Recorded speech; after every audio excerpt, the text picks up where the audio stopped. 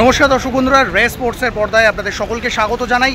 এই মুহূর্তে আমরা রয়েছি যুবভারতী ক্রীড়াঙ্গনের সামনে এবং আপনারা সকলেই জানেন আজকে কিন্তু মরশুমের প্রথম কলকাতা ডার্বি, কলকাতা লিগের প্রিমিয়ার ডিভিশনের ম্যাচে মুখোমুখি হতে চলেছে কলকাতার দুই চির প্রতিদ্বন্দ্বী ইস্টবেঙ্গল এবং মোহনবাগান।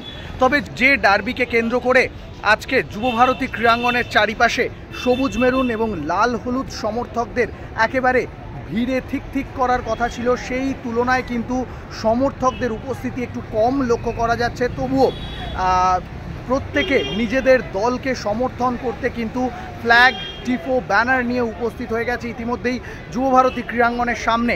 ম্যাচ শুরু হতে আর 1 ঘন্টারও কম সময় বাকি রয়েছে এবং তখনই আমরা যে ছবিটা আপনাদেরকে দেখাচ্ছি যে এই মুহূর্তে কিন্তু প্রচুর সমর্থক যে যুবভারতীর সামনে রয়েছে সেটা আমরা আপনাদেরকে বলতে পারছি না। তবুও ইস্টবেঙ্গল সমর্থক, লাল হলুদ সমর্থক তারা কিন্তু উপস্থিত হয়েছে। আমরা কথা বলে নিয়েছিলাম বেশ কিছু ইস্টবেঙ্গল সমর্থকদের সঙ্গে, তারা কিন্তু সায়নের পা থেকে গোল দেখতে চাইছে। অন্যদিকে ইস্টবেঙ্গল সমর্থকরা কিন্তু আশা করছে যে মরশুমের প্রথম ডার্বিটা ইস্টবেঙ্গলই জিতবে।